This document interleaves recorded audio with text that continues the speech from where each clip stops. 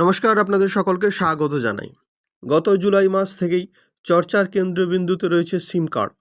কারণ আপনারা জানেন ৩রা জুলাই থেকেই এয়ারটেল, ভোডাফোন, আইডিয়া, জিও প্রভৃতি রিচার্জ কোম্পানিগুলি রিচার্জের খরচ অনেকাংশে বাড়িয়ে দিয়েছে।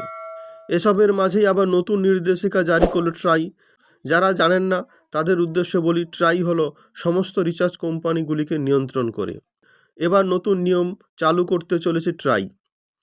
যে নিয়ম লঙ্ঘন করলে 2 বছরের জন্য আপনার নাম্বারটি ব্ল্যাক লিস্টেড হয়ে যাবে। 1 সেপ্টেম্বর থেকে নতুন নিয়ম চালু হতে চলেছে। তো আজকে বিস্তারিত আলোচনা করব এই নতুন নিয়মটি নিয়ে। ট্রাইয়ের নতুন নিয়মটি কি?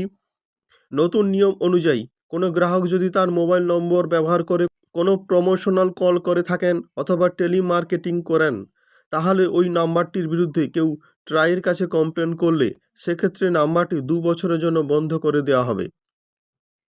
এছাড়া কোনো নাম্বার থেকে ফেক কল বা স্প্যাম কল করা হয়, সেক্ষেত্রে সেই নাম্বারটি বন্ধ করে দেওয়া হবে। এই নিয়মটি চালু করার ফলে কি উপকার হবে? বর্তমানে দেখবেন প্রতিদিন কিছু না কিছু স্প্যাম কল বা প্রমোশনাল কল আপনাদের ফোনে আছে। এই নতুন নিয়মটি চালু হওয়ার ফলে ভবিষ্যতে এই ধরনের স্প্যাম কল বা ফেক কল আসা অনেকাংশেই কমে যাবে।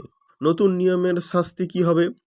আপনাকে কেউ যদি ফেক কল বা স্প্যাম কল করে আপনি যদি অভিযোগ লেখান, তাহলে যে নাম্বারটি থেকে কল করা হচ্ছে সেই নাম্বারটিকে শাস্তিস্বরূপ 2 বছর ব্ল্যাক লিস্টেড করে দেওয়া হবে।